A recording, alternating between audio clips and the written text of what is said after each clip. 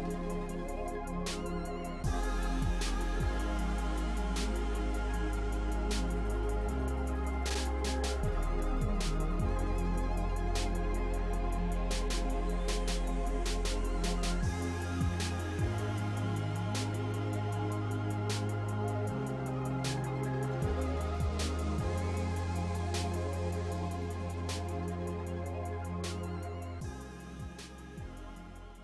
guys, welcome to Pitstop, the official webcast of the Forza Le Mans Series. On this show we'll analyse and discuss all the goings on, race by race, in the Forza Le Mans Series, as well as interviews with the drivers who are taking part in the races. With me today we have CarlsonsRaiders, unfortunately not NRG Mitch as he decided not to show up, so instead we will have Sting and Velox Midget and myself, Velox Dorado. To begin, it seems only fitting that we have a recap of last season, a season that saw some interesting results, as well as some that may come as a surprise. So, guys, starting with Midget, what did you enjoy and maybe not enjoy about last season? Last season? A pretty average start at Sebring, to be honest. It's probably the low point. They're not being able to race due to no internet for most of the season. But my highlight was a second place at Petit Le Mans. You know, second to Sting in GT. That one over there. Always a good place to be second.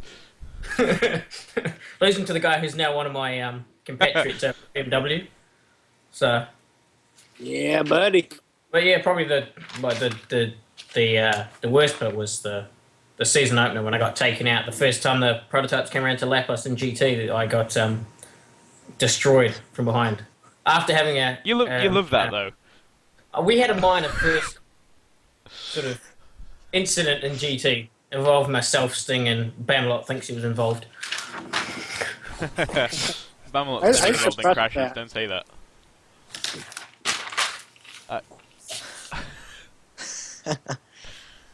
He's been waiting for this for a long time, so I mean, you got to give him his moment this time. Yeah. I actually remember that race because I believe I was racing in LMP for that race, and I remember that crash because I was in the lobby. I remember the argument that took place shortly afterwards as well. Wasn't from Sting though. Sting didn't say much. It was mainly Bam. Yeah. Well, if there's going to be an argument, Bam's going to be involved. Punishment.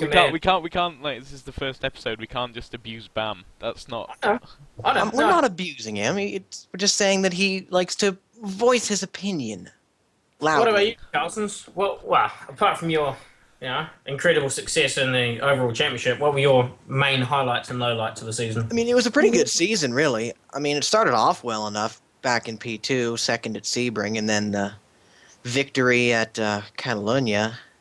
I mean, it was a great start. I mean, what more could you ask with a career first podium followed by a first victory, start of the year. Moving over to P1, I really didn't know what to think. I kind of just did it mostly because Aston Martin needed people. But it worked out pretty well, I think. I mean, finished all the races, got a lot of points, and there you go. I ended up third in the championship. You can't complain. You were, I need to check. No. You were behind Phoenix and Hamilton. Yeah, I was behind. I say that we probably have to clarify now that Phoenix and Phoenix are different Phoenixes. Wow. The Phoenix isn't the one Phoenix now called Cerberus? Relit Phoenix is now called Cerberus. But I still had no freaking clue who that was until today. Apparently, it was iDixie Rec. yeah, he was originally iDixie Rec. So in 2011, he was iDixie Rec. At some point last year, he changed to Relit Phoenix, and then he became VVV Cerberus. So we have a few members in the FLMS who like to change to finish. Not least of all you. You've already changed. Highlight of the year, though, for me was it was probably Road America, despite the fact that I got taken out by lag midway through the race.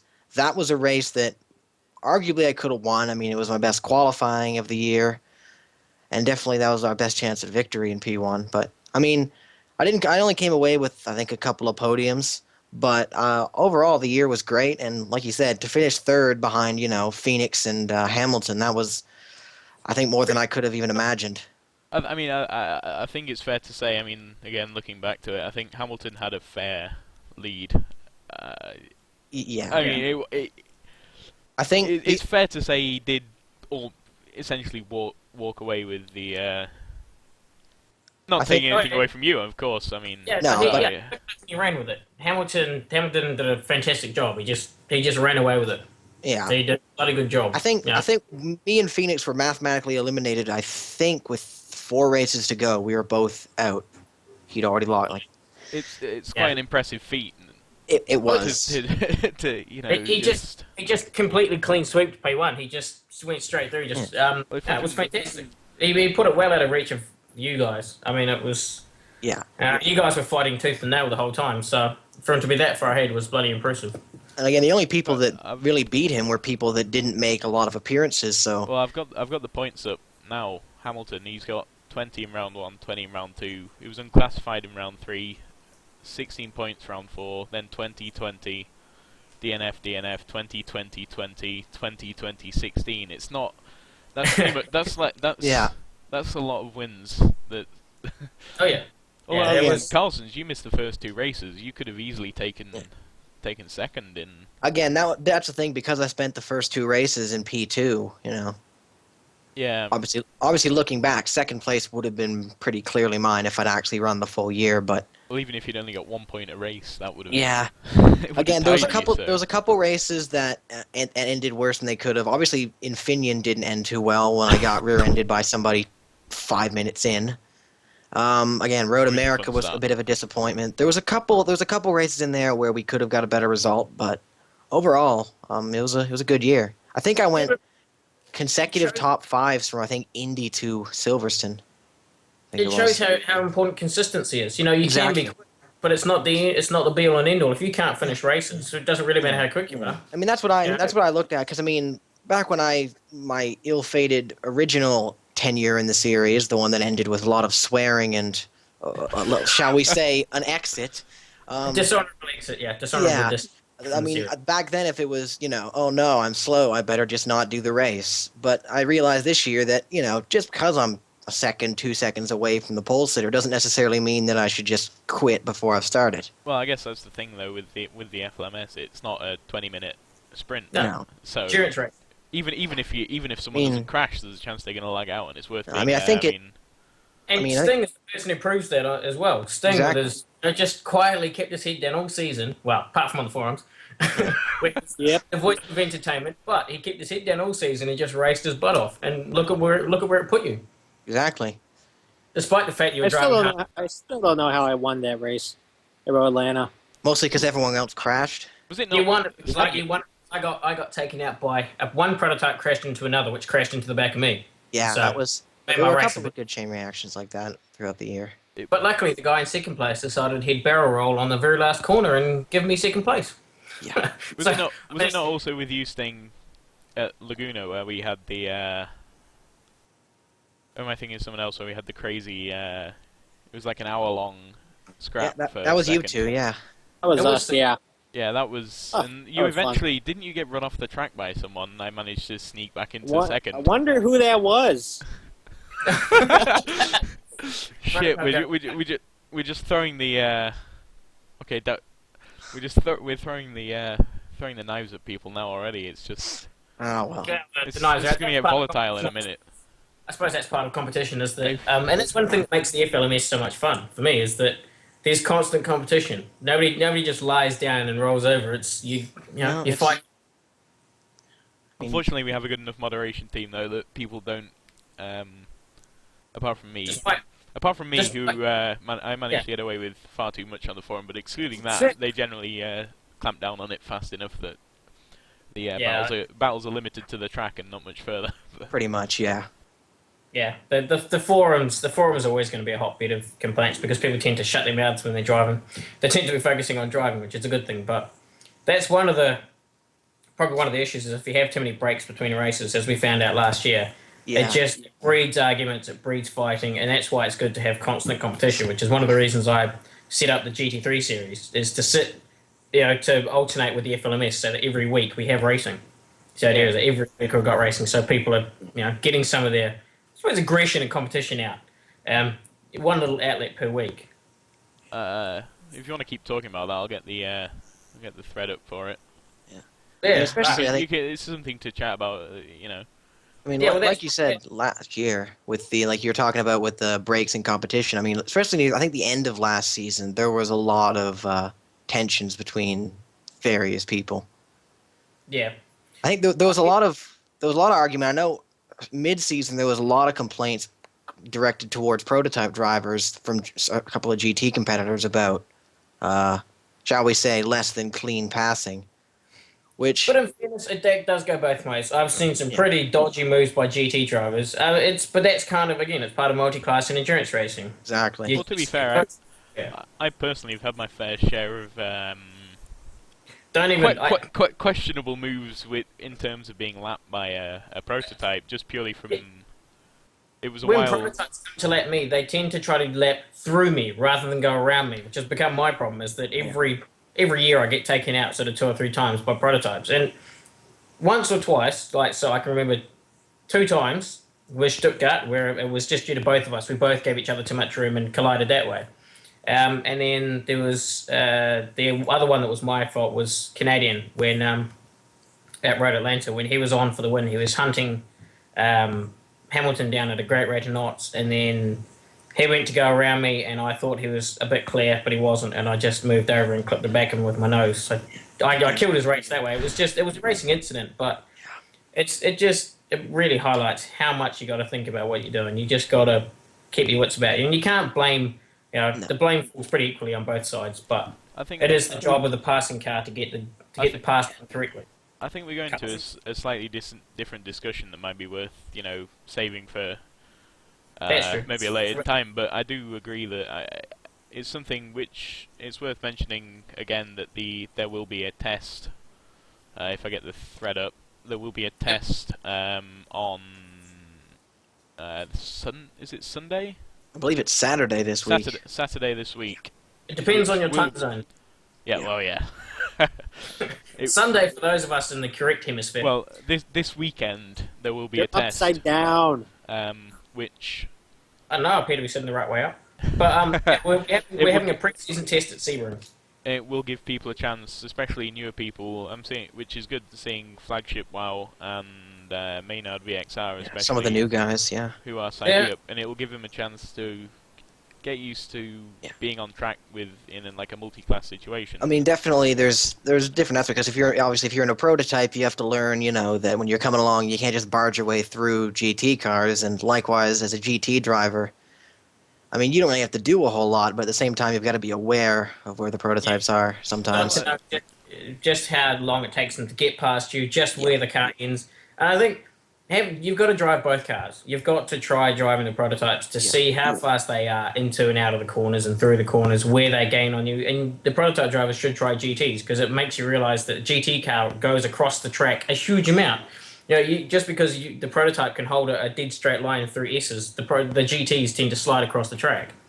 And again, I think I know for me, I'm extremely cautious when it comes to lapping slower cars, and I know definitely. Again, I'm not sure how a lot of other prototype drivers deal with this, but I prefer to pass on the straights GT cars because that way it's just kind of a clean shot, and you're not having to try to, because I mean, trying to pass somebody off the line in the center of a corner for a prototype's not easy and it's not fun. Yeah. Generally, I think the most impressive passing is generally done by Hamilton. He doesn't always. 9 times. Hold on a minute. He can be a bit crazy. Oh yeah. Especially He's if a you've ever seen him monster, I overtaking tell ya. James. Scary. He's brave. The word I'd use for Hamilton's driving style. He's He doesn't very brave. he doesn't Much wait like around. Hamilton in real life. He gets to a Yeah. GT Brave, car but and somewhat he's stupid. fast. Yeah. He doesn't wait around behind GT traffic very long. He tends to go. Think about that Sebring test. Everybody watching this, you should go and do this. Go and do the test. We want everybody to turn up. It'll definitely give you an idea of how how the races are run and the kind of the structure of everything, and it'll give you a good feel for how things work in the series. I would like to see, because it's not Formula 1 and we're not being run by some crazy mad little dictator. I do think we should be having more. Well, James is quite small, so I guess you could argue we are being run by a crazy mad little dictator. But we could have several in-season tests just so that people get more proper time to practice being on track with Yeah. in a situation where if you do take someone out, it's completely irrelevant and it means nothing. Because if you Yeah, if you take someone out in a race, there is going to be people getting annoyed, but if the you only do way it the only way you can race- practice is by Yeah. being on track with them. You can't practice by Yeah. doing hot laps. If you make the mistakes, when there's not points and positions at stake, and it's just that way you can learn and not make those mistakes when you're passing somebody who's fighting for a victory or something. I think That if way, you- everyone can laugh instead of trying to rip each other's head off. Yeah. Yeah, exactly. It becomes it becomes something you can tease each other about rather than want to stab somebody over. Yeah, that Yeah. happened a few times last year. Yeah, that's part of competition though. But I think constant testing. It allows. I mean, but at any point, most people are happy to practice with somebody else, even if they're from a different class. You're happy to do laps with other people just to Yeah, see where yeah. they're at and how they drive. Well, if nothing else, it's worth being on track with an LMP car if you're in GT just to see how often you'll get lapped. Because if you know you're getting lapped once every 5 laps, I mean, or once every P2 5 cars. of I your think laps. at Sebring, P2 cars were only about 5-6 seconds a lap faster than a GT car, and straight line speed we're not that much faster. So P2 Well, yeah. cars especially, that there's a very small difference. It depends Comes to speed. on a track that's all about. So the P2s. I mean, I think the reason they're slower, they're not all that quick compared to GTs at Sebring, is that it's quite a mechanical grip track. It is. Where Yeah. they have the mechanical grip. So any track. So once you get to Road Atlanta, that changes massively because there's a lot of aerodynamic grip involved, For and that's sure. where you get into big trouble. Because Sebring is mostly, like you said, mechanical grip corners and straights, which is kind of the two downfalls of P2 cars, really. Yeah. But Anyway, What do you Again, think? Sebring's probably one of the easier tracks when it comes to, I guess, lapping well, slower traffic. it's a big track, so I mean that helps. It's a big track with a lot of spreads it straights, out. so You're always going to be more spread out. Anyway, I feel we should give them their moment in the spotlight before we move on. So, just to recap the winners from last season, since it's the first episode, it seems the right thing to do. So LMP1, we had Hamilton, admittedly running away. yeah, a little bit. It can't be argued with. Idexi Rector was also Relit Phoenix and is now VVV Cerberus in second place. With a very slim lead over Carlsons, who Yeah, that was did his admirable and job of just being consistent and Plugged away at it. I don't know what to say. well, we Don't know how to describe it. tried, It was right? very it was All I just could do was try. constantly turning up and always finishing in a solid position. You can't do much more than that, really. Keeping it on the track and keeping going, it pays off. It really does pay off. It definitely well, does. He's proved it. So I mean, Coming that's fifth. living proof.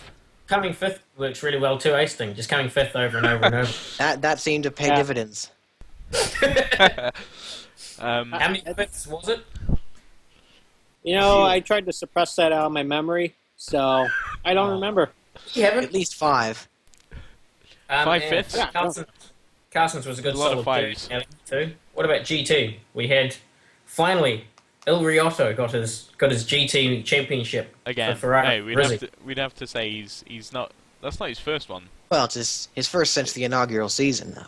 Yeah, Yeah, It's but we been- don't want to mention that to him. I mean, as far as he's concerned, that's his second solid championship, and we're going to go with it. it is. And, it was a difficult year. He worked his butt off for it. Yeah, for sure. Although last season was, unless my notes have failed me, which is entirely possible, because I admit I may have had something to drink. It was GT was Phoenix from Sting. Yeah. Yeah. I've never From- been so proud to be number 2 in my life. Well, it's a good. You were ahead of Carrera, who came third. Carrera- And that's why I'm so proud. Johnny was fifth, and I think, although I've got noted here, Johnny did 5 races. Yeah. That helped James immeasurably. I think is not having Johnny there, but it got James very bored as well. Not having competition was kind of not having constant competition because he and Yeah. Johnny spent the whole year pushing each other like nothing else. Well, that's something I want to bring up. I think we should touch on later when we're talking about the teams. I think James and Johnny's lessened participation, I guess, in this season coming is. I mean, that's worth touching on later, but just to go through it now quickly. LMP2 was General So. I hope I'm pronouncing that I think right. it's Tau. But It's TSO, so I mean. well, anyways, So, Pronounce it how you like. we'll just call him General. From FTW Davidson and F4H Bandicoot, which I mean, he's done well to beat them, even if they've done less races. They're not exactly slow drivers, so. Again, General he ran a really good season. I mean, when he had stiff competition in P2, he beat them a lot of the time. And again, he proved that consistency can, get you somewhere. Well, it's better to be consistent throughout a season than it is to win one race and crash in 13. General in P1, I think he's going to be really quick. I think and again, his consistency, I think, mixed with his speed, it's going to pay off pretty good for him this year, I think. Yeah. Well, I'll make it. You're staying in LMP, aren't you, Carlson's?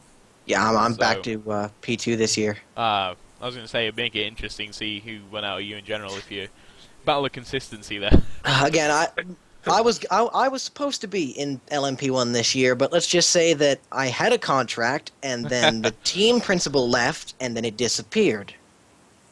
So I won't say for which team, but they may be French. You can discuss that when we get to the team changes. That seems like a good place. And also, of course, we've also got to mention. Actually, I'm going to mention BAM for GT as well, who again took part in 10 races, got 50 points, and DNF'd in 6 races. Which I mean, I think this year BAM could surprise, not surprise people, because we all know he's quick, but if he finishes the races. Having a teammate will help him a lot. He gets bored quite easily. Yeah. Really easily. I think having a teammate with him will help him a lot. He'll pull his finger out and really up his game. Because we know he's quick. He knows he's quick. He just has to do it. I think he could be. You imagine he finished 4 races. You imagine he finishes the other 6. He got 50 points. I mean, he could have been right up there. Yeah. For sure. He would have been in contention for a top 3 spot, if not a win, which James did run away with. But I mean, he would have been contending for a podium. But again, this year, obviously, like you said, BAM had issues with, I think, not having teammates, and when he did have teammates, it didn't work out so well. We won't detail that, but yeah, to put it lightly, yeah. It was an up and down season for BAM, for sure. Yeah, that's BAM fair had some enough. pretty average luck last year. Yeah. And just to finish out the last season standings, what was GTM? We had Toad arguably dominating. And again, Toad really showed that consistency is key. Because again, I think he was. It seems to be the theme of the entire thing so far. Yes. Consistency is better than just being straight out fast and. Which it is in endurance racing. It is because that's what it's about. It's avoiding crashes, staying in the race, making every race, picking up points. I mean, if you look at GT Amateur, there was a couple of guys in there that they won races, but they didn't show up to many. So yeah, Toad kind of just slowly crept past them all on points. We did have another for second and third, again similar to LMP1, where it was a 2-point difference between you and Phoenix. We had or you and Cerberus rather. We had 2-point difference between ACR and shit. I can't even read his name. I've written it down. I can't read it. Is it? Was it Crave Dweller? Yeah, the guy. Was. Yeah, because he was the started out strongly, and then he just stopped coming. He looked to be the early season favorite for the trophy there, because I think he won the first 3 or 4 races in a row in AM.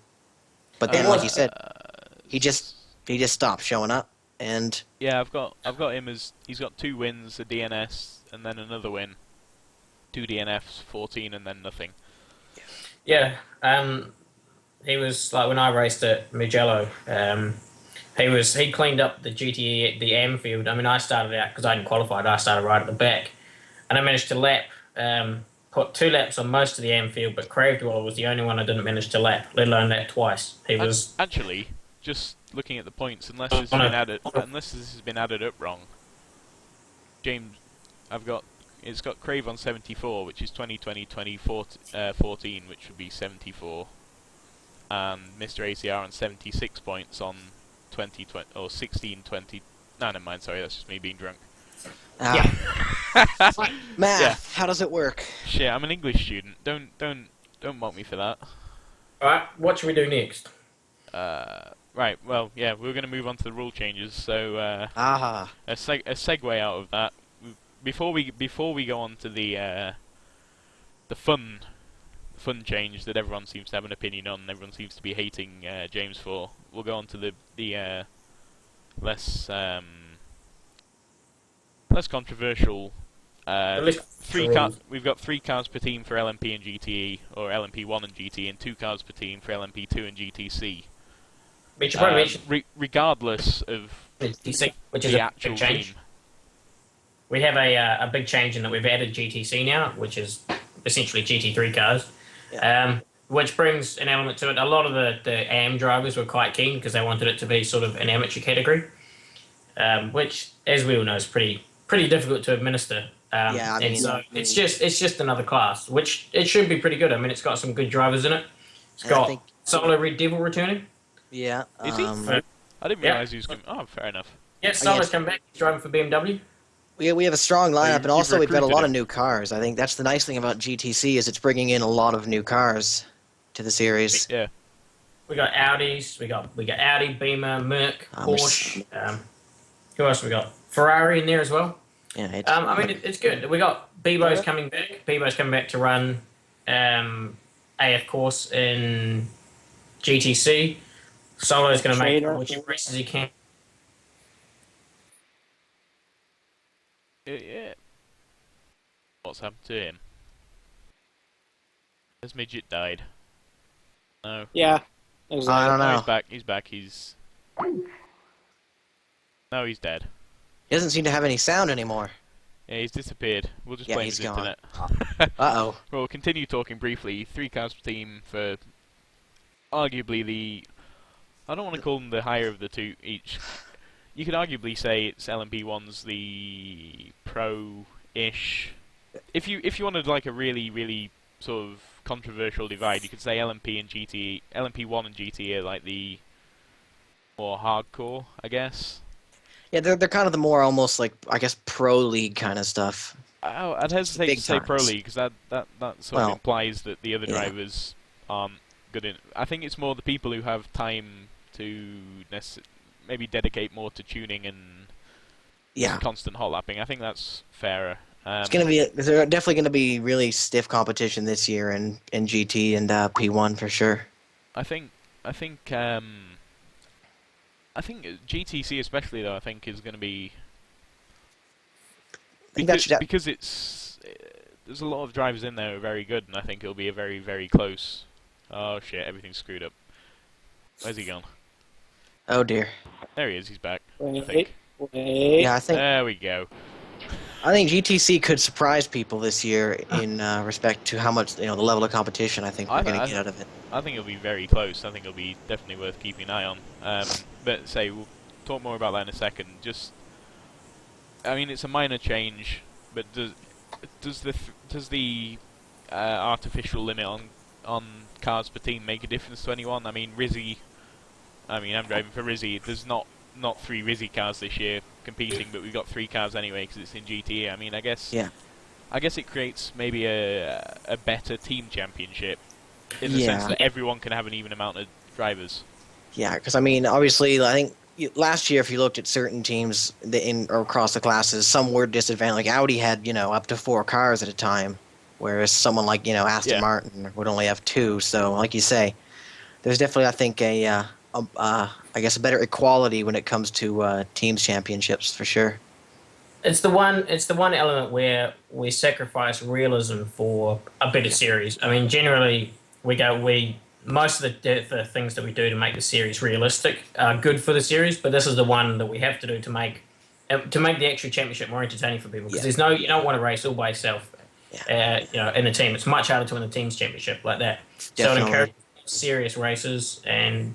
It encourages you to find good teammates and to work together. So I think that's positive. I really think it's a positive. Yeah, I think it's gonna definitely liven things up this year. I look forward to it. The only other rule change I could think of, which was brought up by Canadian, is the change in race length, excluding the team changes, of course. The change in race length, which is down from was it 2 hours and 3.5 down to 1.5 and 3, or it was 2.5 and 3.5, I believe, and now we're down to 2 and 3. Yeah. Okay. I think apart from anything else, that's meant the time can be pushed back an hour later, I think, is James's current idea. Yeah, So I think, instead of 7 GMT, it's 8, which makes it easier for Those of us idiots like Midget. People like Midget. Because it means I don't have to get up at 6 a.m. during daylight savings and things like that, and it makes it easier for the Australians because they can now have a nap before racing. I mean, it's just better all round, I think. yeah, more or less. I enjoy the long races, but I mean, let's face it, all races you get to a point kind of partway through where there's just a big session of trudging your way through until a prototype comes past and makes you crap yourself. Yeah. That's what you have to liven those moments up.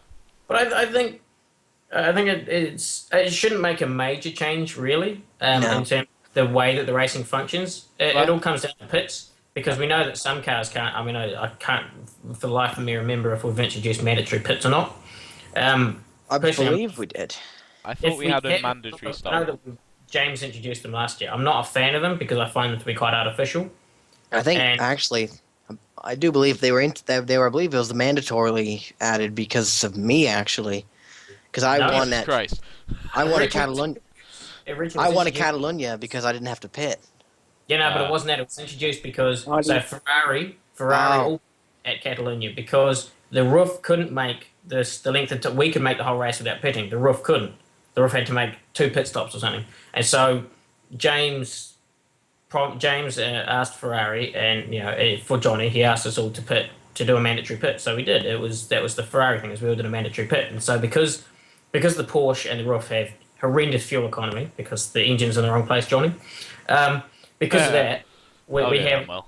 That's why the mandatory pit was introduced was to even out that kind of aspect, which still feels artificial to me. Yeah, it's artificial, but at the same time, I mean, would you really see a car going a full endurance race without a stop? I mean, that's Turn 10's fault for the tire the tire model's wrong, but at the same time, it's artificial for us to have it, but it's arguably more realistic at the same time to have it.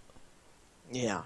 It is. It goes both ways. I mean, I understand why we're doing it. I mean, I think the best option is, I know that's why we lengthened the races, I believe, by about half an hour, so that the Ferrari had to pit, so that everybody pitted in the end, so it evened out. That was, I believe, the solution last year. And so this year with the shorter races, we will need a mandatory pit stop to make up for the Porsche.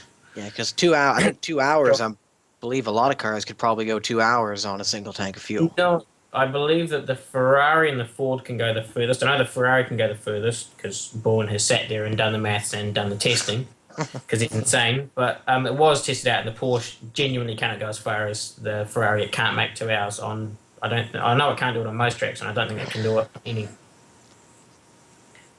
I guess it comes down to it's an artificial rule for with the aim of making it as realistic as possible, which is kind of contradictory, but at the same time it does make sense, I guess. Yeah.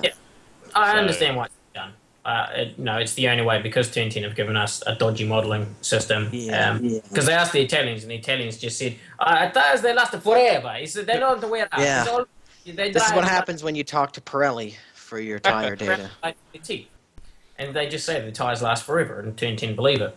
I mean, when Ferrari do a full race on one tank and one set of tyres, when they do 12 hours on that, then we'll get rid of the mandatory stop, I guess. The thing is, though, in the real series, the Ferrari could go a lot further than anything else on one tank of fuel. As we saw at Silverstone and multiple other races, the Ferrari, when it wasn't the quickest on pure pace, so the Porsche and the Aston were quicker on pure pace at Silverstone, but the Ferrari caught up because it would just keep putting in laps while the others stopped in the pits, and the Ferrari just kept going and going and going. And you wouldn't have thought, really, when you think about it, a Ferrari would have better fuel economy than a Porsche, but it did, and that's how AF Course did so damn well last year. I guess the thing is, it does have to pit, though, and because it's meant to be simulating the real life, so we have to have a pit stop. It has to have some strategy in terms of a pit strategy, so I guess that is basically the end of it in that sense, but that's what's there for the GT3s. I've been tossing up an idea of running, because the GT3s are split into 2 races on the race weekend. I was thinking, I set it so you have to do 1 pit stop at some point across the race weekend. Doesn't matter which, so you do it in either of the races, but you've got to do 1 pit stop at some point. Yeah. Just to, because that brings a tactical element into it, but you kind of can't do that in a race where it's 2 hours straight. You can pit in qualifying, I guess, but that's not. Yeah. Yeah, but that doesn't count. That's about as close as you can get in ours. I can pit in a practice session with that. When it doesn't affect me, yeah. No, I know that because James wants it to come down to, and it's for the element of just if you can remove any inequalities that James put in, which is why we balance the cars the way that's why the cars are balanced, and it's to reduce the inequalities that exist in the game because 2 and 10 were lazy. Or Yeah, that yeah. I think both. I think what would happen is if it was workable, we would use drag tires, but because they ruin the cars so much that they have like the right amount of wear, I guess. Yeah. Or a more reasonable amount of wear. Yeah, but then you don't have the fuel burn off. The fuel burn off doesn't match the tires, and there needs to be a scalable slider which you can adjust for different racing. But we only need one thing that forces you to pit, surely. I mean, If you look at Forza 3, I mean, a Forza 3, the tires would be, I think, at about 50% after maybe 45 minutes, if that.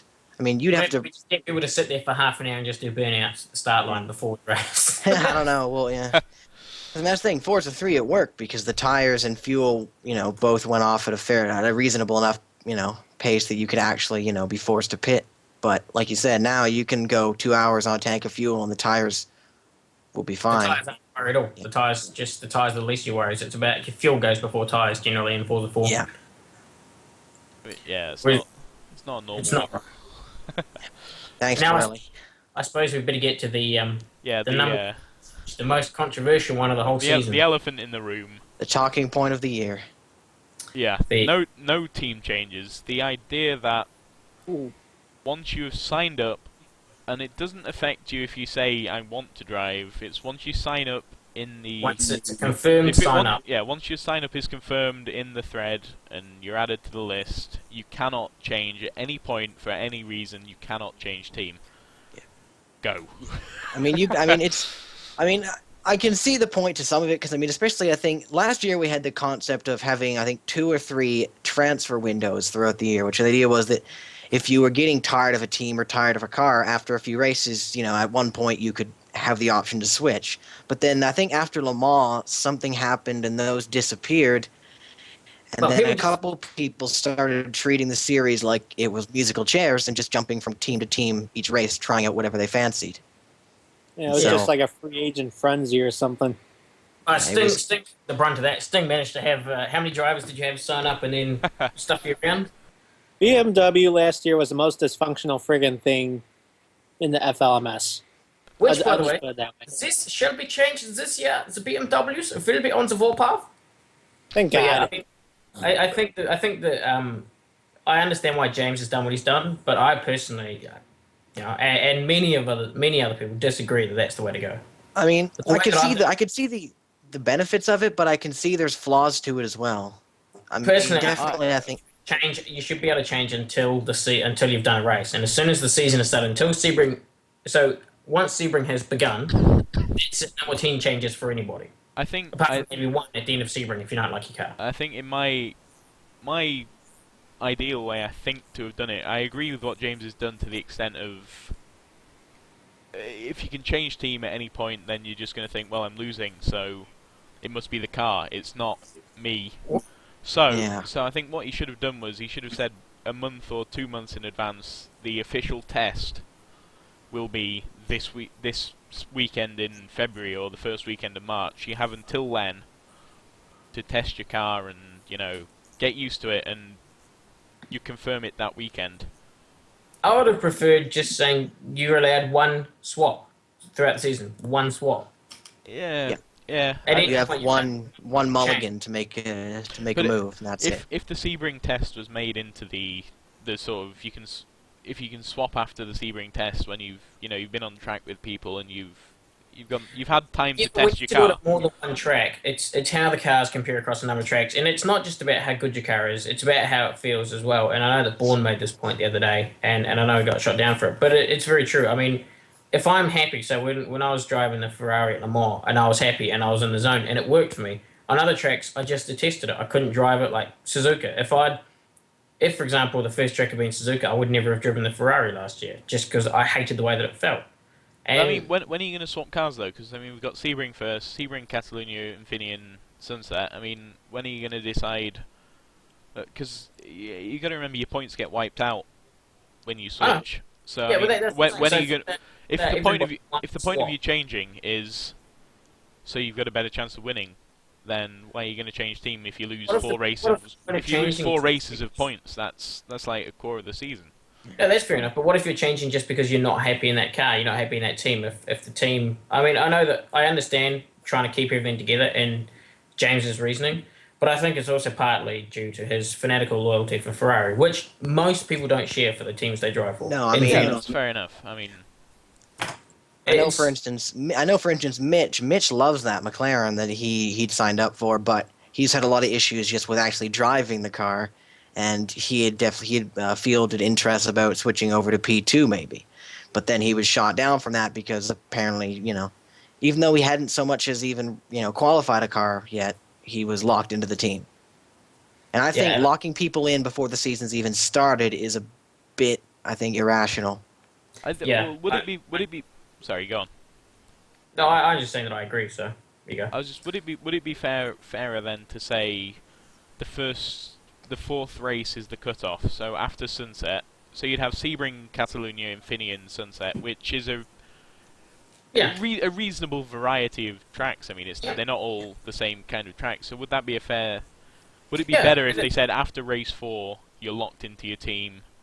Yeah. This is your team. Yeah, you're allowed to change once up until the end of race 4, and then after race 4, that's it. No changes. So you 'Cause can I change. mean, I think that if once you've had the chance to race the car on a variety of tracks, and you've seen how it performs, within its class, and in traffic, I think that if you've had a couple races to try it out, I think by then you'll know whether you want to stick with that team and that car or move somewhere else.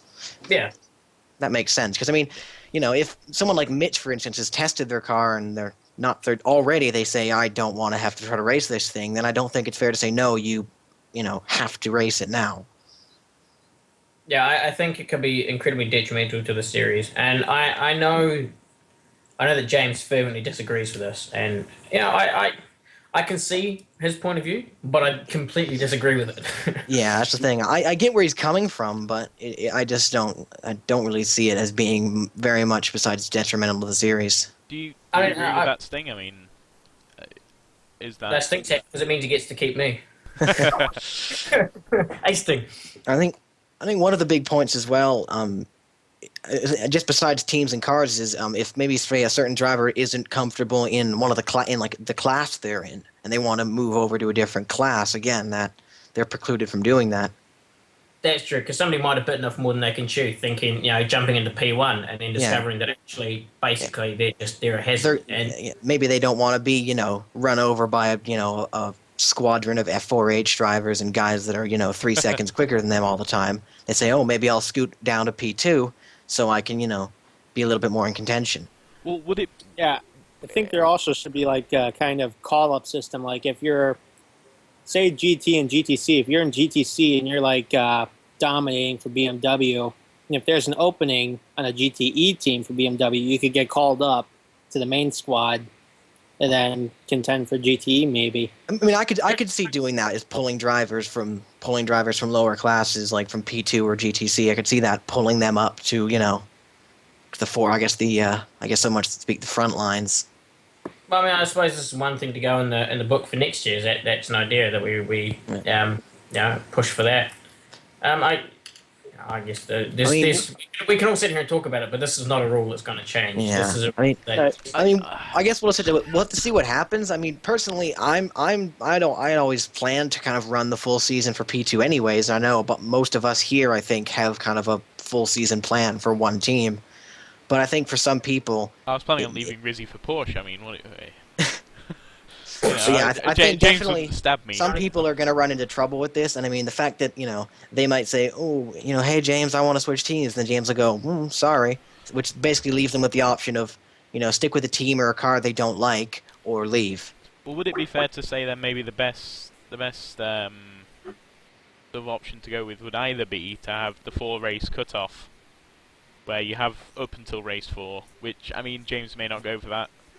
But I mean that gives you the option, or if you can give, say, a member of the admin staff, be it James, Johnny, Hamilton, and whoever, not Midget obviously because he's midget. But if you can give a member of the admin staff a good reason why you feel you should change, be it I'm don't think I'm fast enough for this class, I want to drop down to whatever, or I think I'm winning too easily. If whatever the case is, I'm not saying either of those are likely, but if you give a case. I think the majority of people who would want to change team would probably end up having a fairly good reason for it.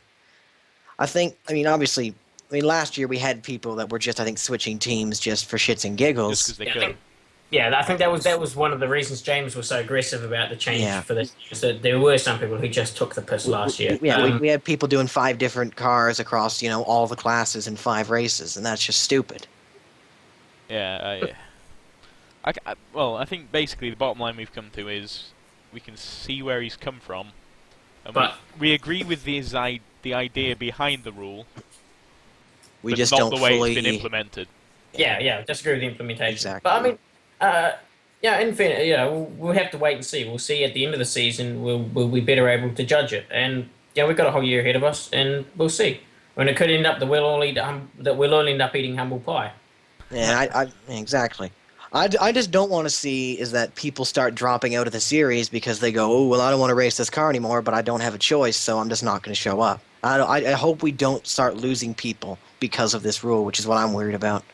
Yeah, and I think that's kind of, for most of us, I'd say that's probably the general fear, that we run the risk of losing people, and that's the last thing we want for the series. Yeah, we don't want to start bleeding drivers out until, last year, I don't know if it was, I'm not saying it was a result of anything specific, but at the end of last year, we did end up with, 8 cars racing.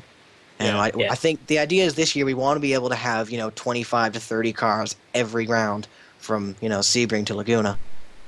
Yeah. I think the problem with it being an online series is you're always going to have people dropping in and out, just due to the fact that it's online and people have real lives. If we were being paid to do this, you'd have far better turnout.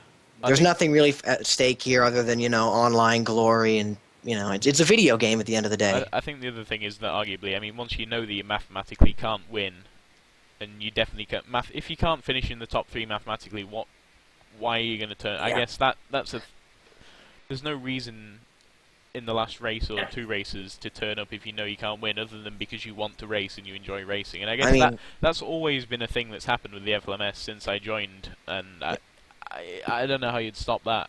I think P2 and GTM actually suffered from that, especially P2. P2 all year was kind of 5 cars one race, 2 cars the other, but the last couple of races there was no one. The class disappeared. Because general competition is what makes a class. That's why GT and LMP1 were so good, particularly GT. There was constant competition. There was, definitely. You had big grids. Pretty much all year. But P2, I think the fact that only only one person showed up enough to do something, but I think by the 8th or 9th round, General had the championship, so he didn't need to race anymore. Yeah. Because everyone who was going to challenge him for a championship in P2, I think had pretty much moved on to a different class. Yeah. So he kind of had the class to himself, really, because the only people racing in P2 were kind of people that were just dropping in for 1 or 2 races and then disappearing. Which we had a lot of that last year, I think. We had a lot of people that would show up kind of mid-season and do 1 race and then kind of just say, oh, I had a good time, and then Well, admittedly, I did that as well at the start of the season. I drove the Pescarolo and then disappeared for 9 races, and then sort of turned up and I was like, hey guys, you want to let me drive the Ferrari now? You broke Johnny's heart by driving a Ferrari. Oh, Don't think he'll forgive you for that. He'll forgive me. I'll buy him jelly babies. It's fine. well. But anyway, right. I think we have that reasonably well covered. I think basically we can say that we agree with him, but at the same time it could be implemented better. That's the controversial one out of the way. We can move. We've beaten that horse significantly to death. Right. Briefly before the final thing, GTC. Anything more to say? I know it was touched on. We touched on it briefly in the rule changes. This was supposed to be the topic that one of our co-hosts was going to discuss, but he's decided not to appear tonight, so we're not going to cover it at all. But we shall just because he's not here. We will thank Sting, or Kyle over here, for stepping into the breach. Yes. Very quietly. Him and his Snuggie have bravely waded in to assist us. In the podcast, he has been the way he was all season, just quietly, just being there and just being a presence. Have to shut Secretly, up and know what secretly to- Sting what to has do. won this podcast in a way. No, he came fifth. He's Alright, thrown so- out the good points when he's had them. I think that's fair enough. But So I think moving on, perhaps now we move on to the topic of 2013. 2013 and winter testing, and I actually made a note about this to start. Well, if we want to start, I guess winter testing, or in fact team changes. Let's go with Yeah, we'll that. start with team changes, I think. I'll see if we LMP1 get the sign up. I'll get the sign up thread open. P1's been a class that's really had a change of complexity this year. Well, the biggest change probably is Hamilton. Hamilton leaving, the series champion leaving to GT. Now, there's But- some controversy at the moment as to whether or not he did. Has he did not actually start left? before that. Yeah, that's something that will play out, I guess, and Yeah. we need to see how that I goes. was At the moment, he's in Corvette, which Easy. leaves for the moment we have Venom again leading Audi. The Jester race left his beloved Peugeot, and he's gone to Audi. Jester, of all people, I never thought he'd And leave. and Jester actually took with him, I guess, one of the late season stars from last year from Peugeot, RG Mavericks, come over as well to Audi. Yeah, and he's So, he's I mean, quick. that's a strong team. That's- Venom, Maverick, Jester. It's They've got it basically done a team now. to beat as of right now. So Yeah, I'd say they're going to be the benchmark in P1 again this year. I'm not Um, sure who's in Peugeot now, because at the moment Peugeot- I've got Cerberus. Peugeot and right two- now I've is got Jess two- Cerberus. I believe. It was meant to be Shifty, Cerberus, and Maverick, but then Maverick moved to Audi and Shifty went to GT, leaving Cerberus alone. Having discussed with Cerberus today, I believe he's I know he's looking for two really quick drivers. I think he's in talks with some people, but he's still looking for seriously fast drivers. Now, And then is my contribution, which is Rebellion Racing. who, I was about to bring that up. My prediction for my Yeah, my my- early prediction was going to be Rebellion Racing to take LMP1. Yeah, they're my contribution to the series this year, apart from bringing Solo back. I convinced Motorhead, who's a good friend of mine, and he's quite an R1 leaderboard chap. And he and FMS Senna were looking for a good series where they could race and do good long races. And so I said, come and try it out. Motorhead jumped in the Honda Lola and rapidly smashed out some laps that put him right at the top of the leaderboard. And then He rapidly went 3/10 faster than Hamilton in the Yeah. Audi. Yeah. I mean, Yeah. that's The Rebellion guys have quickly shot to the top of the leaderboards. And then Motorhead gave his tune to Senna, who went and smashed him. So Yeah, I think that'll be a good bet. Motorhead's generally a pretty steady hand. Senna's quick. and they have I Live for Speed finishing in the 14. Live for Speed is the other member. He's a newcomer to the series. He's the team principal. I don't know anything about him, but I think as a whole that team is Strong one to watch. They're my number one pick. I think. There is, of course, I mean, Stracker Yeah, Racing have Stracker- Chris Hooper and Bullet, and then I mean they're not going to be slow. no. No, Bullet's Bullet ran well. Bullet. He didn't run a lot last year. He was kind of an occasional runner, but when Bullet did run, he ran very well. He actually won at I believe Mugello in his first ever race in the series. Debut race. Yeah. I think he outqualified Hamilton, and everyone's Yeah. like, "Who the hell's this guy?" And he ends up beating him. It's Yeah, like, he just- oh he- damn! Bullet's definitely going to be a guy to watch this year as well. I think in P1. P1 itself, I think there's a lot of fast people, and it's going to be a really good class. I was going to say it's rounded out at the moment, and I assume this is as up to date as we can get. The the Toyota Racing, Oh yes, which is Bandicoot. Bandicoot and General, and one unannounced driver currently. I believe Stuttgart was added to the total lineup. Stuttgart, I'm not sure. If so, Stuttgart is a good, solid hand. Yeah. Bandicoot's quick. I know that he and Motorhead have a bit of a rivalry, so it'll be good to watch those two going at it. And I we've already know- seen General's consistent, so And Motorhead, General is quick. General, we saw what he could do in General's extremely consistent too, which again will likely Yeah. pay off this year. So P1 is definitely going to be a strong class. There's going to be a lot of competition, It'll and there'll be It'll be fun. fireworks. LMP2 though is probably going to LMP2's. I was But- just moving on to that. Status LMP is Mike and Carlson's. Yeah. Not, And again, not a bad team. No, it's I not mean consistent. if Mike can turn up and make all the races, you guys should. Again, should I get think some we've points. talked about that, and we both definitely plan to show up as much as possible. Again, my initial plan hadn't been to go to P2 this year. I had a certain contract in place that disappeared in P1, so I kind of figured I'd jump back to P2. And again, we had a lot of people jump into P2 this year, so I think finally it's going to be a class that's going to actually get to I guess kind of have its I don't know Moment in the sun. yes, moment in the sun. We'll go with that.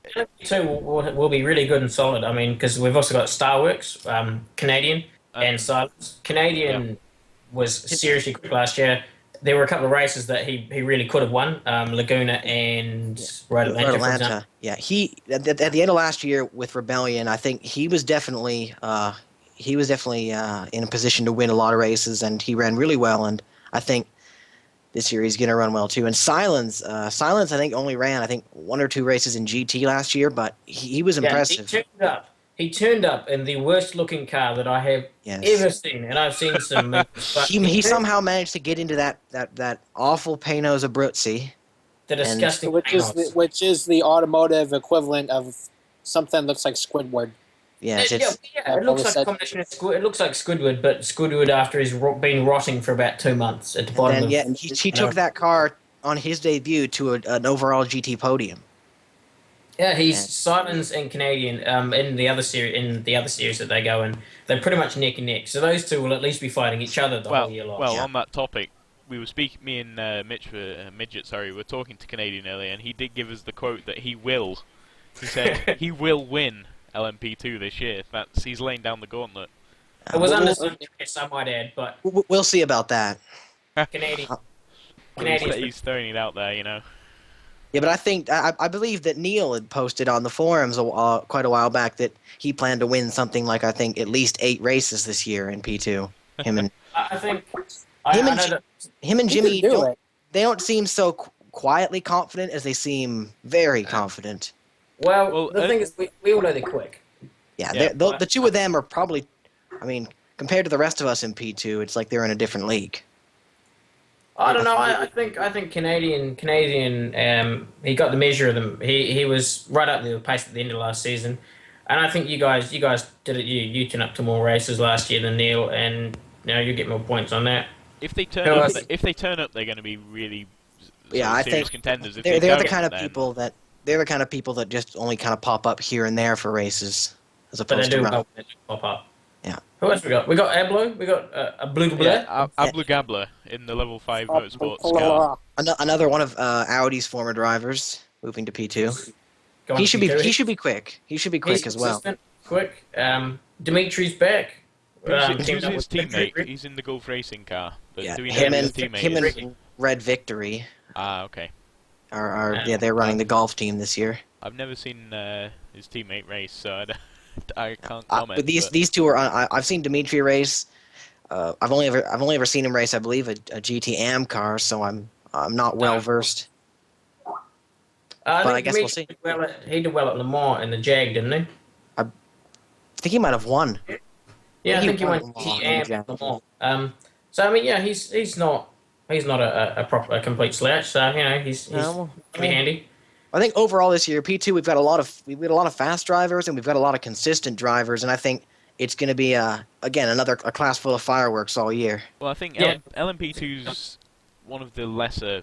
There's not lesser. One of the fewer filled classes at the moment. There's less drivers in it. Yeah. But every driver who's in it could win. Yeah. I wouldn't. Looking at the class on paper, this looks like the quickest P2 field that we've had. Definitely, it's definitely the quickest P2 we've ever had. No, I mean, I wouldn't be surprised if I'll go on record as saying this, that by the end of the year, I reckon just about all of us will have at least had one race win in P2. Yeah. Because I think between some of us that are more consistent and some of us that are more outright quick, I think we've all got chances for victory this year. Oh yeah. I'm certainly going to be keeping a close eye on LMP2. Yeah. And again, definitely, I think. Suddenly, my brain's decided to stop working, so I'll just stop talking. Okay, we can switch to GT. With that, we'll move to GTE. Yeah, we'll move to GT. which has 8 trillion people. Is Yes. Is it the biggest? Is it the biggest sign up for a single class we've ever had in the FLS? I would hazard to guess. Yeah. Yeah, so it looks like it. I mean, just on teams, we've got Manthe, Porsche, we've got Midget in the BMW, 3 Rizzies, Labra, 3 Flying Lizards, AF Course, 3 AF Course, sorry, the sign-ups in a weird order. The rest of RLL. Yeah, 3. Yeah, there are 5 BMWs. All Sorry, up. it's in number. Yeah, it's in number order, and you fools have put it in weird orders. You're number 4, and they're 61 and 71. Yeah, we've got the Flying Lizard. We've got 3 cars. We've got 3 BMW RLL cars. We've got 2 Schnitzer cars at the moment, but I'm sure that we'll find Stinger a suitable teammate. I believe there's either 2 or I think potentially 3 factory Corvettes signed up right There now. are 3. Well, it's Hamilton, Bamalot, and Noni D. And if Noni races, Noni will. That's a fantastic. Fast. Although that does rely on Hamilton racing, and we don't know if Hamilton is racing in Corvette. Right now, Hamilton being here is kind of up in the air. We also have Toad and Labra. We have another Corvette. We've got Toad Toad's and Labra, and I believe he's looking to get some teammates. Yep. Who else? We've got A, of course, who Belter Boy, the Evergreen campaigner. He's back at A, of course, running for them again, and it's been taken over by Speed, I believe. And they got Sports Car Steve, who's pretty quick. Let's see who else. That's going to be we got SRT. SRT. Yep. SRT is a strong lineup. Maynard Racing Track and MXR Jake Alpha. Yeah, Maynard Racing Track and Alpha. I don't know much about them. I can't really comment on that. But I think they could be dark horses this year in GT. It'll be interesting to see what they do for sure. I mean, it depends on the Viper. It's made out to be last year by certain people. I think the Viper's quite a good car. It's got a lot of grip, a huge amount of aerodynamic grip. I did try it, and it is amazingly fast in the corners. So, with a good tune and a good driver behind it, it could really be a top competitor in GT. What about ESM at back? We can't forget ESM. ESM is another team who are in there. I don't know Dark Slayer or Hakucho Utah. Yeah, them and Say that 5 times fast. I'm sorry, I cannot pronounce his name. I can do Japanese. Can't pronounce There that. are some people racing for them. We'll say that. It's Dark Slayer and SI See how Hakuchuta. cool. Sorry, I apologise to him, but I cannot pronounce his name. We as a group, we do humbly apologise for our inability to pronounce it due to brain farts or other reasons. And the interesting thing about ESM this year is potentially, if somebody wants to, I guess someone could take up ESM as a P2 team as well. Ooh, I think that's best left to James to decide. Are we going to be? Is he not going to let them? Because I mean, technically, the series regulations state that we have to go with the most recent, I guess. But at the same time, obviously, you don't want to just pull them out of GT. Yeah, we'll do that when we get to it. If nothing else, we know that the ASM will look good. Yes, they will. They will have looking cars. That's a guarantee. But tell you what, so I think the one we have skirted around it though.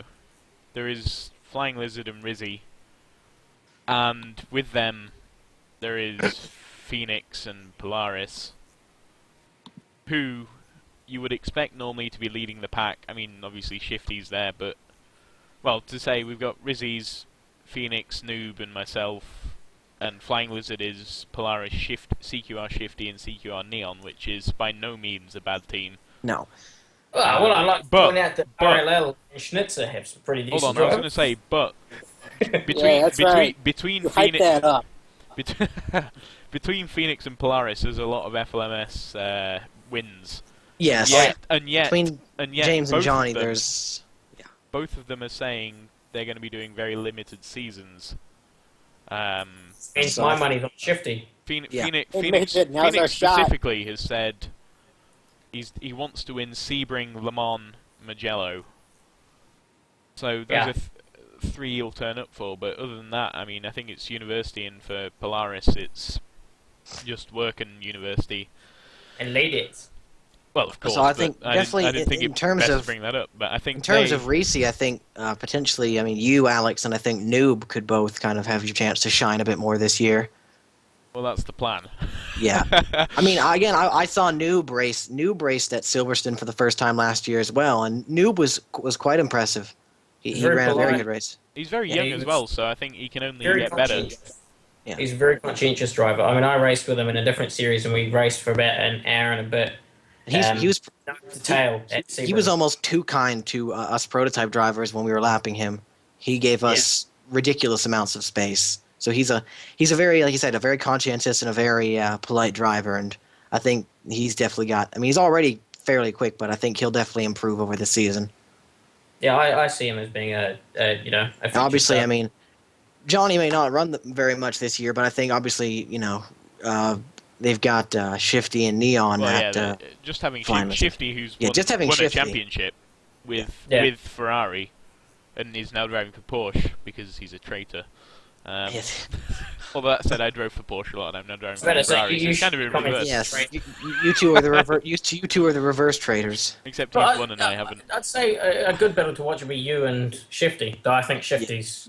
I'd say you've got a bit of catching up to do to catch Shifty at the moment. I've got a lot more practice to do to have as much time on the game, I guess, as he has. But I mean, I fancy my chances. I reckon I could take him, but that's just me being. That's the alcohol talking. Well, if Shifty's Exactly. luck is anything like last year, you may not. I mean, because Shifty's luck last year was terrible, whether it came to disconnecting or at Suzuka. I think a wasp found its way into his room, which And he's highly allergic to wasps. yes. as well. So of course it stung him, which led to, I believe, let's just say it led to a whole. Did it sting him? Yeah, it did sting him. Yeah, it stung him. Oh my god. It stung him, and then I believe he ended up taking some sort of pill, and then other things happened, and then he lagged out. I'd lagged He- out. he I'd was lagged kinda out before that, so I missed all the fun. I didn't even know that had happened. Yeah, I think because Suzuka was a weird race, because I remember I started, I think, like last on the P1 grid after, I think, a really bad qualifying, and I ended up, like, because there was 10 cars in P1, and I ended up 4th somehow, because there was just a rash of lag outs and crashes throughout the race. Suzuka is an awkward track, though. It's not exactly wide, so I mean. No, yeah, Suzuka, even from the start, we had to do a whole bunch of starts, because I think Well, I was on in your lobby for that, wasn't I? And it was On the- was just atrocious.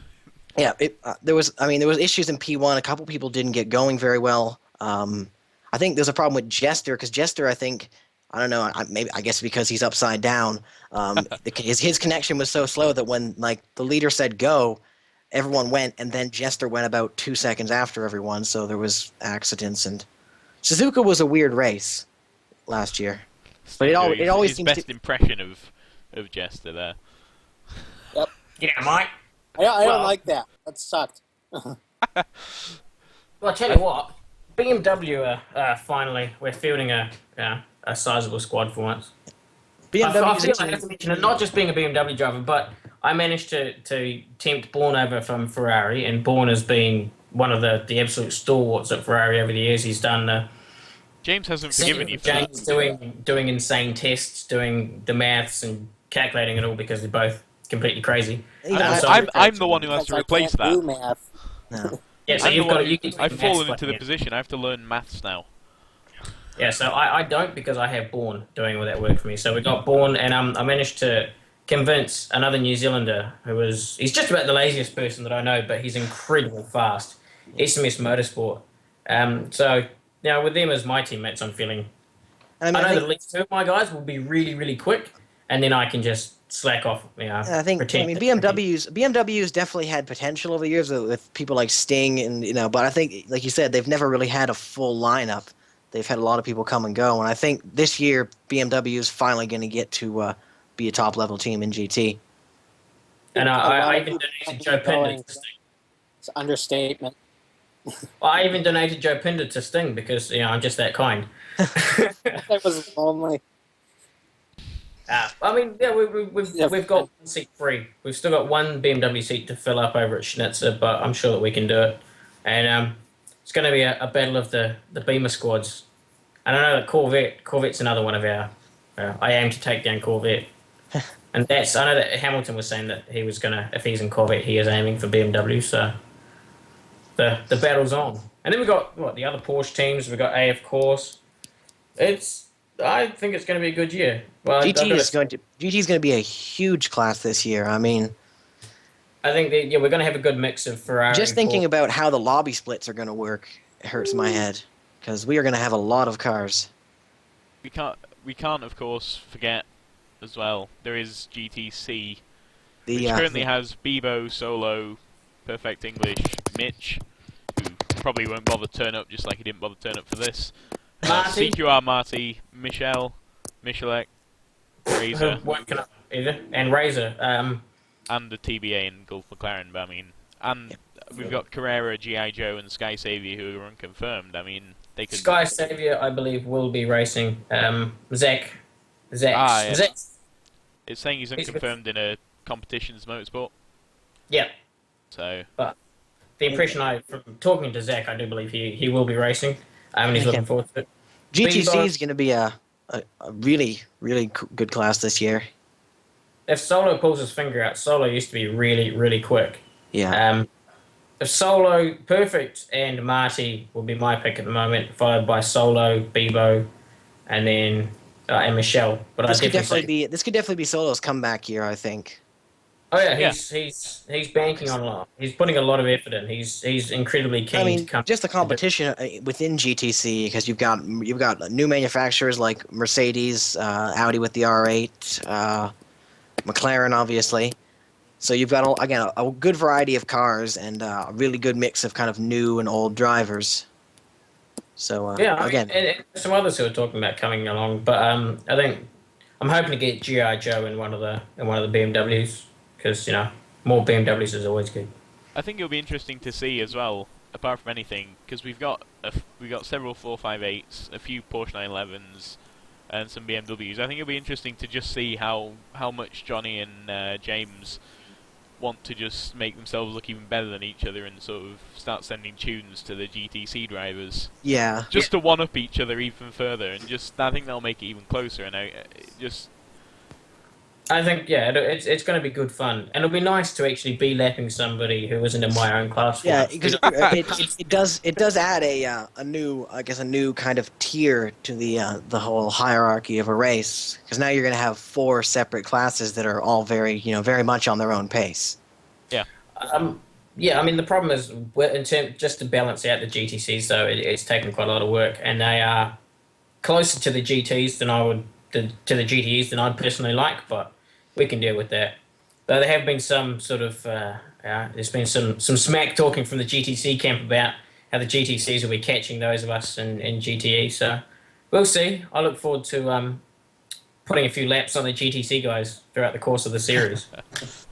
and after having spent 2 years in the FLMS, being the class that gets lapped, it'll be nice to, You say won't be on that the bottom until of the one ladder hits you. anymore. That feels nice. So before you say that until one of them hits you, I mean. Yeah. Yeah. And I think I know which one will hit me if any of them do. I think I. Won't name names though. We'll be polite. But I think history hopefully won't repeat itself at Sebring. Yeah, I have heard some comments about certain cars and that in the FLMS having a really loud whine from the cockpit that doesn't appear to come from other cars of that model. So moving on before this gets to it. Yeah, I think all in all, I think it's going to be incredibly interesting with the new class. With the cars are incredibly close with restrictions. The LMP2s and GTEs are just bang on for the straight line pace differential. Yeah, like when I was doing laps with Ablo and a few others, and when thought was just that's the right gap. He's pulling away a tiny bit, but only a tiny bit, and it's just a bit. It's just enough that it's like the real series. They just run away. So it'll be fun.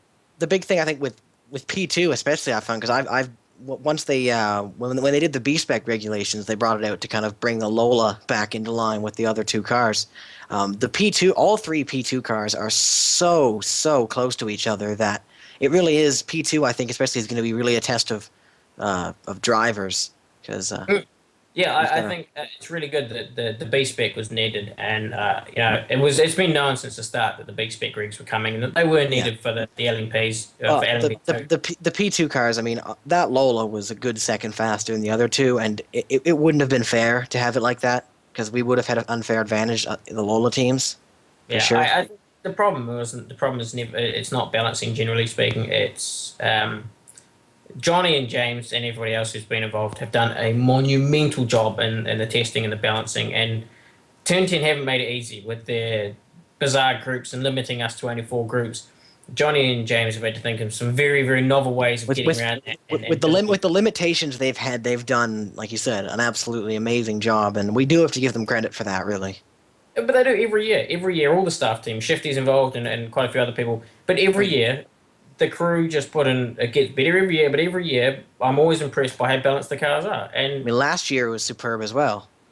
I mean, it's a testament to the passion behind the whole series, really. And that's why we're all still here. That's why we're making this podcast. yeah, exactly.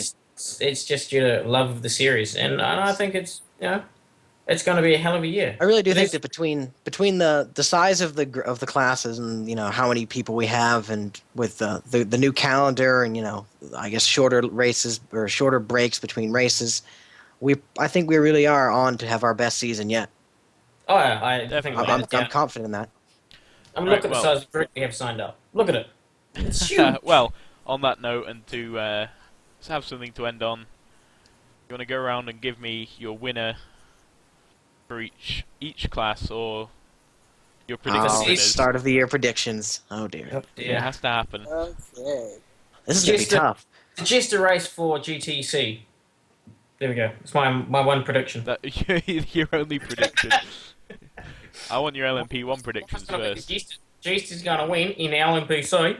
GTC. I mean, yeah. You can go, Carlsons. Jester's in LMP1. How can he win GTC? You can't. Exactly. That's my point. P1's a tough one this year, but I'm going to go with Venom. I mean, he's already a 2-time champion, and when he showed up for Laguna last year, he looked really stout. And I think with the team he's got, I think that he's probably going to end up taking it this year. All right, come on. LMP1's Sting. Let's see. Don't know for LMP1. I'm really only familiar with 2 guys who I'd have down as my favorites, and that'd be Venom or Bullet. I don't know how fast Motorhead and Senna are, but if the testing times have shown anything, I mean, I do believe that Motorhead and Senna are currently at the top of the charts for testing. Motorhead is 4th. Yeah, 3rd or 4th, yeah. But to be fair, those were done with really quick tunes. So we'll see more from them. But I really don't know who I'd have for LMP1. I'd probably have to pick it out of a hat. So Fair it's enough. tossed for me. Yeah. Midget. I'm wanting to say I'm leaning towards Audi for the championship, just because of those 3 drivers are really good, solid, consistent drivers. I'd say them for the championship, and I'd say probably Senna and Motorhead would be my picks for the driver champion. Well, one of those 2. I really could. Probably Senna's quicker, but Motorhead's a bit more consistent. Really, you could put all the names, most of the names in a hat in P1, pick one out, and you'd probably have it's going to be a really close class this year. I mean, I'm basing mine purely on testing, but I'd say I'm going to go out full on and just say Senna for the overall win and Rebellion for the teams. Yeah, Rebellion I think will be a real force this year. I mean, Rebellion, Toyota, Audi, those 3 teams I think are going to be at the forefront this year. LMP2. Ooh. I'm not allowed to say myself. Wait, am I allowed to say myself? You can if you're that confident. I'm not going to say I'm overly confident, but I am quietly confident that with the consistency and the fair pace that we have with the car, I'm saying that definitely me and Mike both have a chance at the overall championship this year, and I think that definitely between us for the consistency, I think that Status GP definitely has a fair shot at the teams. But to not seem like I'm overly biased here, outside of our own team, I would definitely say Canadian and Silence for Starworks are definitely going to be ones to watch. Canadian's extremely quick. Silence is very quick as well. And I think the 2 of them are going to be definitely a force to be reckoned with as well. So, again, but like P1, I think it's going to be a toss-up between most of the people in the field this year in P2. It's going to be a tight battle all year. Fair enough. Sting? I'm going to have to go with Neil or TMG Sarazen. He's quick in P1. I think he's going to carry that pace over to P2. I see him taking a bunch of races and going on to the championship. Fair enough. Midget. Starworks. I think Neil will probably Neil's if he does make the races that he makes, I suspect he's I'd certainly put him down for one of the top one, two, the top three. He's insanely quick, but I just think Canadian and Silence, they're my bet. I'd go with Canadian and Silence. I wouldn't be surprised if Neil wins it. I think I predict that Neil will win races, but I would have to say Status with Mike and Carlson's purely for consistency. Would be my prediction for LFP2. I'd say you guys will be at least second, at the very least. Yeah. Well, onto the biggest GT. The hat, the most filled hat. Oh God. Carlson's, do you want to kick us off on this? I'm gonna say, here's I guess the list of drivers, and I'm gonna say one of these people. But I mean, really, Corvette could be strong this year. I think BMW with a good lineup finally are gonna be strong. Reese, of course, Flying Lizard. But I think my pick, just based on, I guess, a little bit based on last year, and with the fact that Riot and Johnny aren't going to be showing up too much, I'm going to have to go with Shifty. I'm going to go with Shifty for the Drivers' Championships, but I think that solely based on just team consistency, I would throw it to BMW for the Teams Championship. Because I just think that with Johnny not doing a lot of races, and I know Neon last year didn't run too many races, I definitely think that I don't think Flying Lizard are going to have that great of a chance at the Teams Championship compared to some of the others. Fair enough. Sting? Let's see. For drivers, I'm going to go out on a limb and say Phoenix and Polaris, they're not going to win because obviously they're going to be stuck on part-time schedules. Hamilton, I don't see him winning either, so this is where it gets a little tricky. Shifty, I could see winning because he's a former champion. I don't know. I think this could be another toss-up, really. But I'd say the leading contender would be Shifty as of now. Midget?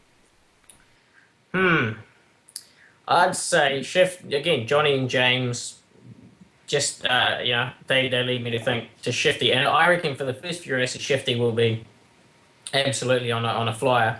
But I think that will probably galvanise you into action. And I'd say you're going to give him a close run, especially towards the end of the season. I'd say it'll get really close between you two there. I'd still say Shifty, just because you've been out of the game for a bit longer. Purely because of that. But I think, Shifty for that. And I'd say probably for teams, it'd be... just based on the strength of my co-drivers, I want to say RLL or... Flying Lizard, so not Flying Lizard or Rizzy. I'd say probably Rizzy for the championship, and I'm picking that my boys they'll give me a good solid result. Probably top 2 or 3. Probably top 3 for the teams. So they've got the pace. Yeah, I'm going to make a teams prediction. Also, I got RLL for teams. Again, on the team, I'd have to say that my boys I think would do me proud. Well. Nothing wrong with a little bit of boasting. Honestly, I've got to say, I think probably my biggest competition for the teams, at the moment with Sting only having one other driver, will definitely be Rizzy. I honestly say, I honestly think looking that's at going to be a strong team. Oh, yeah. Because, I don't think Neon's a least well-known factor, and I know I've raced with Noob a lot more than I have with Neon, so I know how good Noob is, and I know how consistent he is and how careful he is, so... I'd say that Rizzy are the ones who I've got to chase. Well, personally, I know Shifty will be fast. I know, from what I've heard, Mr. SMS Motorsport will be very fast. He's late. I know from experience that Noni's fast. If he turns up enough and the Corvette is there. I know Bam's fast. Midget's slow, obviously. I don't have to worry about him. I mean, he's not a factor. don't even think of that guy. I'd like to say I'll compete to win, but I think if I had to put money on it, it would be either Shifty or Noni. For the drivers, but for the teams, obviously, Rizzy are going to dominate. So. Who would you put for second and third in? Who would you put for second and third in GT, since you know that Rizzy are going to win? I know Neon and Shifty are both fast, so I put Flying Lizard definitely up there. And then a toss-up between RLL and Corvette. Pending Sting's teammate. I don't know who that's going to be, so I mean that sort of throws it. Could throw it out there to sort of change things, but... and of course, the final GTC. GTC. Again, I don't know a ton about most of the people in GTC, but I think definitely, I think Solo, this could be his kind of comeback year. I think he's with a good team. I think that definitely if he really gets into it, I think he'll be back up to speed, and I think he'll definitely be one of the front runners. But again, you've got people like Michelle, who I think could run quite well, Bebo. Again, there's going to be a lot of good competition in that class. Perfect English is an absolute rocket ship. I'd say that. Yeah, the Audi guys are going to be good. They've set themselves up a really good GTC squad. So again, I think GTC is there's a lot of unknowns, but there's also, I think there's going to be a lot of competition for sure. Mitch, predictions. What did Mitch? you say? Did you just call him Mitch? Sorry, I Oh, hell no. Sorry, No. I read Mitch, and yeah, sorry about that. No. There are no traitors here. I'm getting so Here's Mitch confused. with his prediction. Let's ask Sorry, Sting. I had the whole thing built up to have Mitch here, and then he's not. It's just confusing when I'm reading his name on a screen. Sting Predictions. Anyways, with the new class, there's a lot of uncertainty there, but just looking at this drivers list, I'm going with Perfect English. He's just a friggin' fast driver. Fair enough. Midget. I think that'll galvanise Bebo though. I'd say for teams, it's definitely between AF Course and Flying Lizard. I mean, those two are by far the quickest teams. Solo needs a teammate. Mark VDS won't win the teams, but I'd say probably after a couple of races, Solo's going to be right up there with Perfect, and I know that Bebo's going to be chasing after Perfect as hard as he can. And Marty and Michelle Marty's always quick, and Michelle is, he's quick. Yeah. So, probably, I can't decide between, I'd say probably AF Course, and I think probably Perfect will pip it for the win and the championship. Right, well, I think I would... it depends, I don't know how many... if people turn up to every race and practice as much as, if everything's even, Bebo and Solo will definitely be up there. But I don't know whether they will, and with that in mind, English, definitely. Mitch is looking very committed to it, so he's definitely going to be, If nothing else, Mitch definitely has the he may. We'll see what happens, but he definitely sounded like he was committed to trying to definitely run the full season. So. And if he does, you'd expect the practice to come with that, so he'll definitely be a contender. He could be one of the dark horses for sure. That could creep up kind of on consistency. But I think I'm gonna say Bebo. I think Bebo Ladir will.